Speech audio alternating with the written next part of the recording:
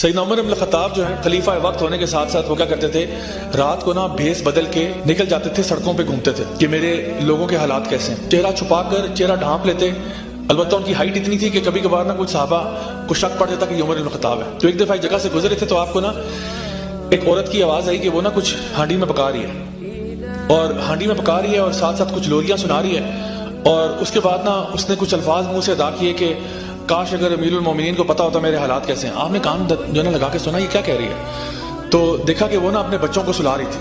اور جب انہوں نے ہانڈی کے اوپر جھانکنے کی کوشش کی تو پتا چلا وہ پتھر پکا رہی ہے۔ تو آپ بڑے حیران ہوئے اور آپ نے پھر دروازہ کھٹکھٹایا، ماسک آپ نے اس طرح پہنا ہوا تھا، منہ لپیٹا ہوا تھا۔ آپ نے کہا کہ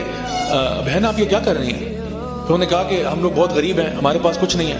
اور میرے بچے جو ہیں وہ بھوکے ہیں، میرے پاس کھانے کے لیے کچھ ہے نہیں، تو میں ان کو سلانے کے لیے یہ بہت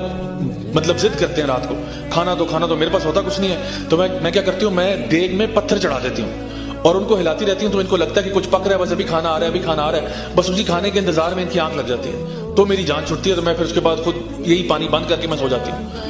تو انہوں نے کہا کہ لیکن یہ کیسے ہو سکتا ہے، آپ نے امیر المومنین کو بتایا نہیں، ان کا بیت المال ہے وہاں پہ، آپ جیسے لوگوں کے لیے تو سامان رکھا ہوا ہے، آپ کیوں نہیں گئی وہاں پہ؟ انہوں نے کہا میں سفید پوش عورت ہوں، میں کیوں جاؤں امیر المومنین کے در پہ مانگنے کے لیے کہ مجھے کھانا چاہیے؟ امیر المومنین کو خود پتا ہونا چاہیے کہ بھئی ان کی امت میں کس طرح